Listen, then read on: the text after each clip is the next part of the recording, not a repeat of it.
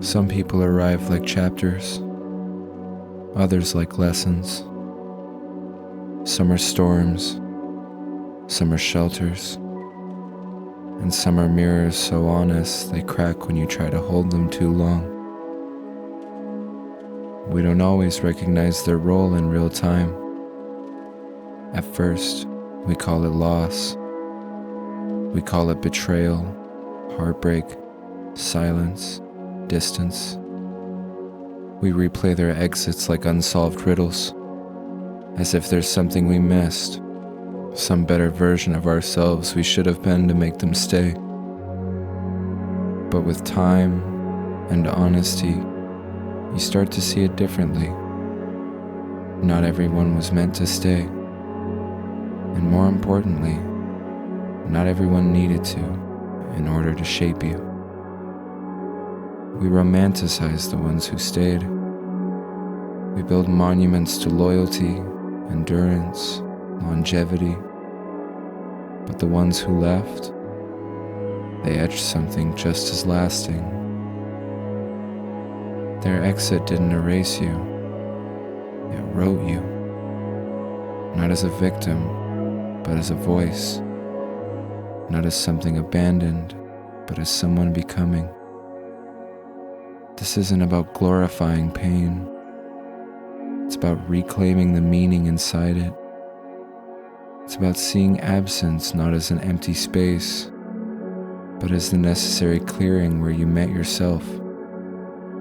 The people who couldn't stay, lovers, friends, family, even versions of yourself, they're not ghosts in your story. They're plot points. They're catalysts. They're the tension that made you turn the page. And this is not a mourning. It's a thank you for their part, for their distance, for their silence.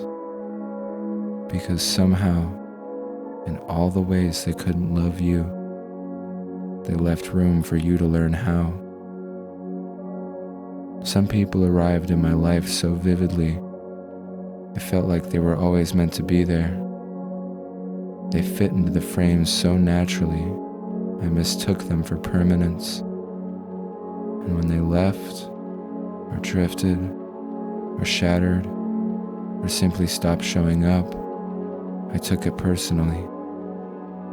Like their exit was a verdict on my worth. Like I did something wrong just by existing too deeply. I spent years mourning people who were never built to stay, trying to rewind the story, edit the dialogue, rewrite myself into someone they wouldn't have walked away from. But the truth is, they weren't written for the whole book. They were scenes, turning points, disruptions that cracked me open and left me with the pieces. And those pieces, they taught me how to build. I used to think that being left meant I wasn't lovable enough, that if I could have done more, fixed more, softened more, I could have kept them. But some people are only meant to meet you at the edge, to walk you to a threshold you wouldn't have approached on your own, and then leave so you could step through it without them. I look back now and realize the people who couldn't stay weren't mistakes. They were mirrors. They showed me who I was in proximity to them, what I ignored, what I needed, what I still hadn't healed.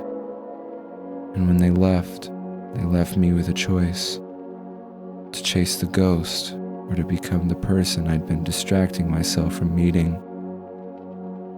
I used to call it heartbreak.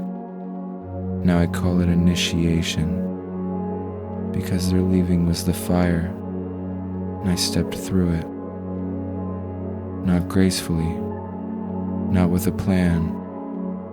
I stumbled.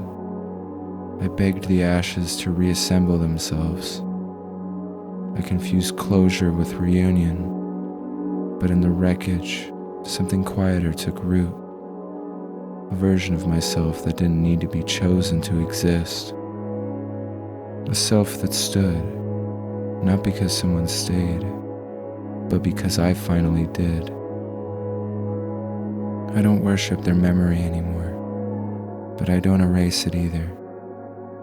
They were real. Their impact was real.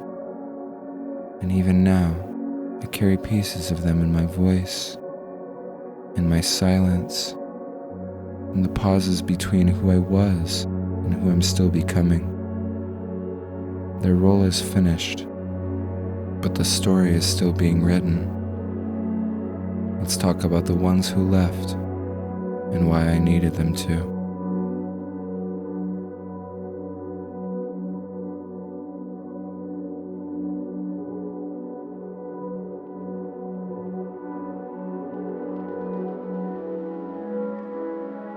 Every disappearance taught me something, even if I didn't want the lesson, even if I learned it crying, even if I learned it too late to save the thing I was trying to hold.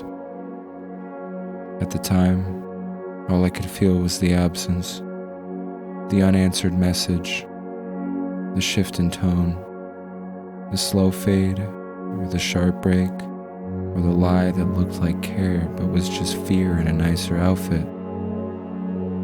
But the silence they left behind echoed truths I hadn't spoken to myself yet.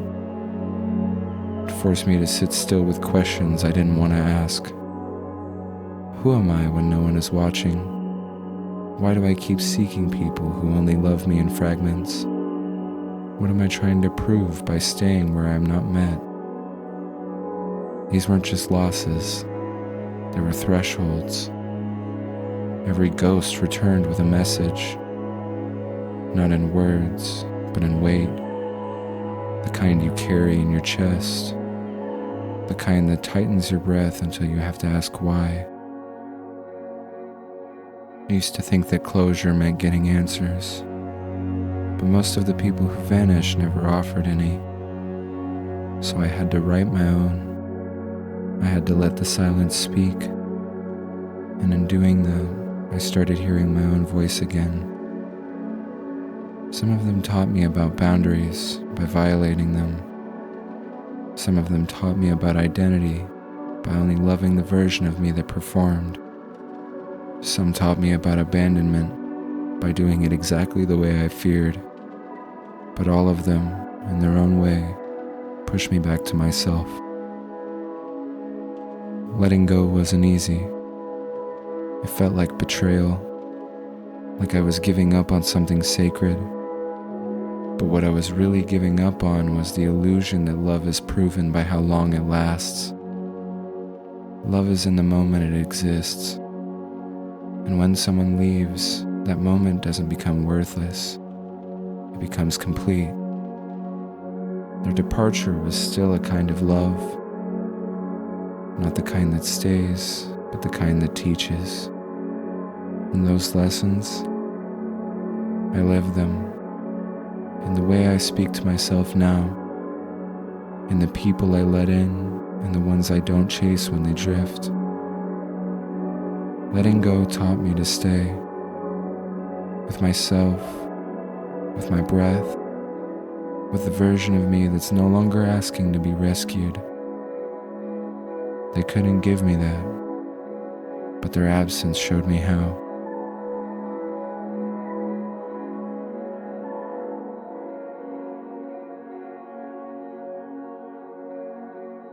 You can't become until you're abandoned. That sounds harsh, but I've lived it. The deepest shifts in my life didn't come from comfort.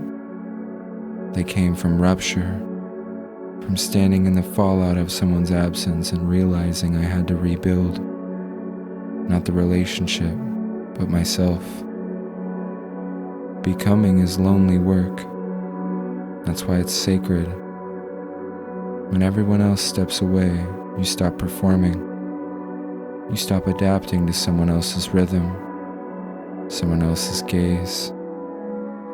And in that stillness, when the applause is gone and the reflection disappears, you finally start to hear your own voice. I used to think I needed people to hold me together, but it wasn't until I was dropped, forgotten, replaced, left behind, that I realized I could hold myself, and not just survive, but grow. Not just grow, but root. Not just root, but rise. The chaos of being left created space for alignment. It stripped away what was no longer real. All the masks I wore to keep people close, all the shrinking I did to stay chosen, gone. When no one's left to impress, you start to live honestly. And that kind of honesty, it's not clean, it's not cute, it doesn't always heal you right away, but it reveals you. And that's where becoming begins. Nietzsche said, one must still have chaos in oneself to be able to give birth to a dancing star. I used to only hear the beauty in that line, the dancing star, but now I understand the cost. You have to let the chaos speak. You have to let the grief come. You have to let the rage move through your body. You have to unlearn the lie that says being chosen is the proof of your worth. I was shaped in the void, in the nights where I couldn't call anyone, in the mornings where I woke up still hurting and still got up, in the ache of watching people move on without me, and still I stayed with myself.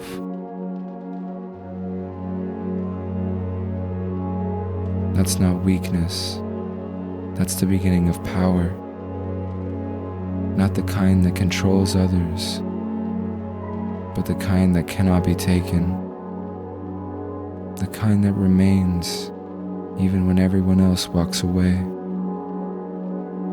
the kind that says, I know who I am, even without witnesses. That version of me was born in the absence, not in spite of it, but because of it. And as painful as it was, I wouldn't trade it. Because now, I don't need anyone to stay in order to feel whole. If they do, it's a gift, not a requirement. If they don't, I still rise. Because the most important person, the one I used to abandon for everyone else, is finally here. And they're now leaving.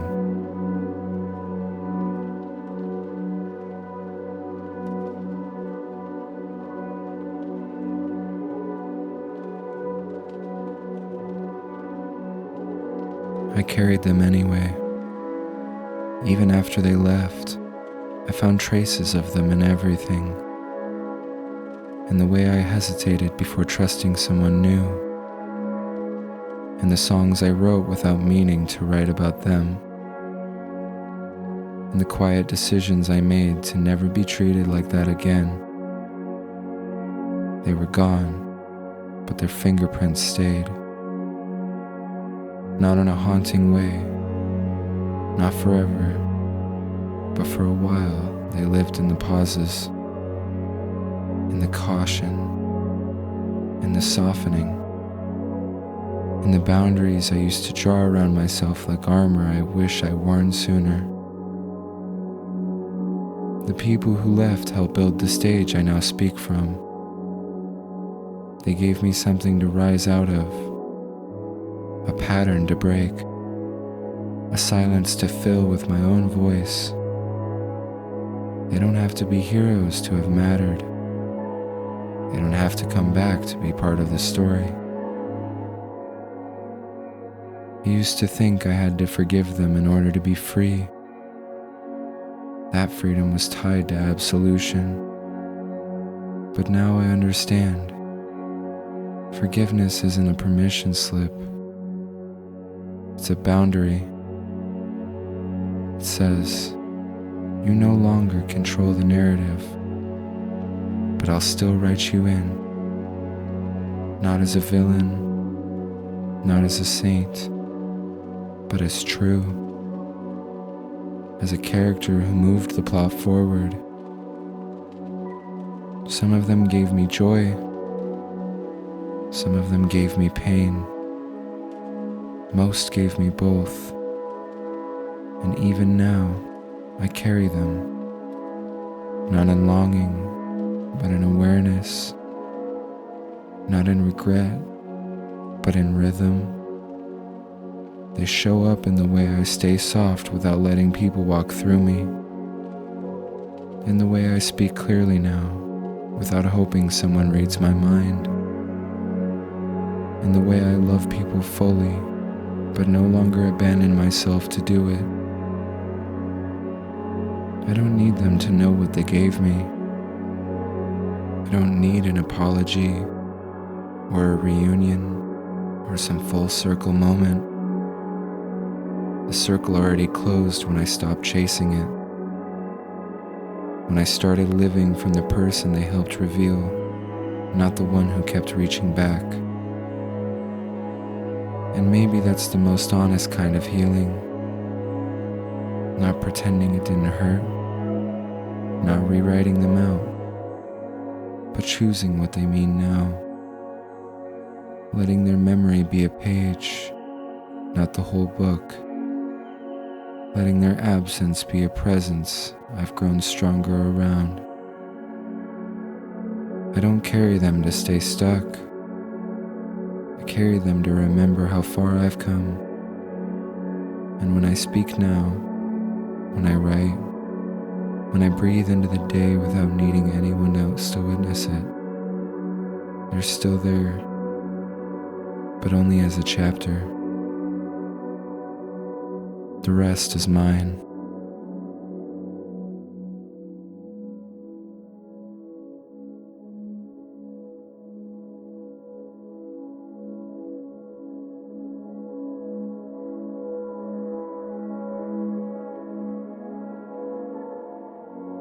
I don't hate you. I don't wish you back. And I don't need you to understand what your absence became. But I needed the version of me I met in the silence you left behind. The one who stopped waiting for closure. The one who stopped begging to be chosen. The one who started writing again. Not for you, but for me. You didn't break me. You revealed the part of me that doesn't break. The part that watches people go without collapsing. The part that knows how to let go without erasing the love that once lived here. I still carry your name sometimes. Not in grief, but in rhythm. In the cadence of verses that wouldn't exist if you hadn't walked away. You were a door I stepped through. You were a mirror. I outgrew the reflection. You were a chapter, and I've learned to keep writing. Some days, I still feel the echo, but it doesn't ache like it used to. It's just quiet now. A reminder, a scar, a seed. And maybe that's all healing ever is. Not forgetting, not pretending, but remembering differently. You were a part of my story, but you're not the whole thing. And now, I've stopped trying to rewrite the past just to make your role more comfortable. I've stopped needing you to be better in memory than you were in real life.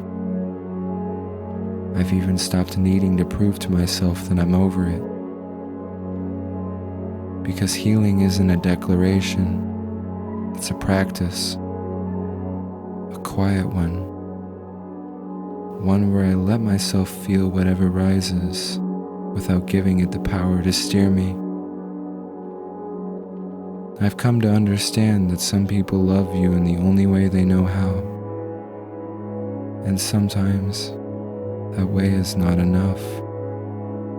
Not because you're asking too much, but because they're still learning what love even is. And you were the mirror they weren't ever ready to look into. So they left, or you left, or it ended, maybe without clarity, maybe without kindness. But now I know this. Your leaving taught me how to stay with myself, with my own rawness, with the life I'm building from scratch. And I'm not angry anymore, not sad in the same way, not desperate to be understood. I've made peace with the fact that you won't witness who I've become. And that's okay, because I will. I am. So thank you for showing up, for leaving, for teaching me how to hold space for my own becoming. I carry your name in the cadence of my verses, but only as a chapter, and I've learned to keep writing.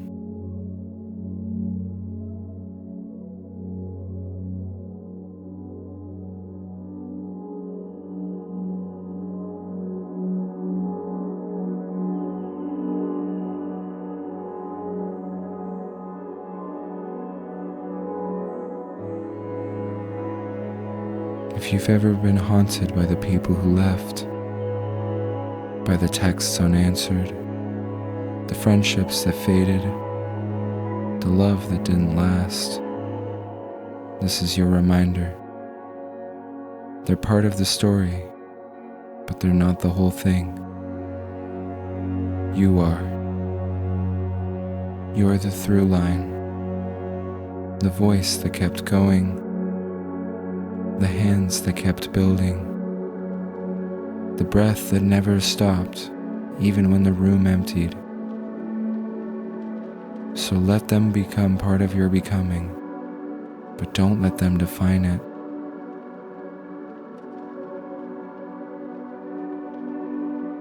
If this spoke to you, feel free to like, drop a comment, or share it with someone who's learning to let go.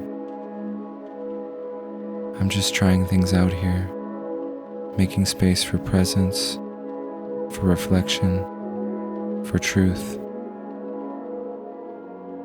Thanks for being here, and remember, stay present.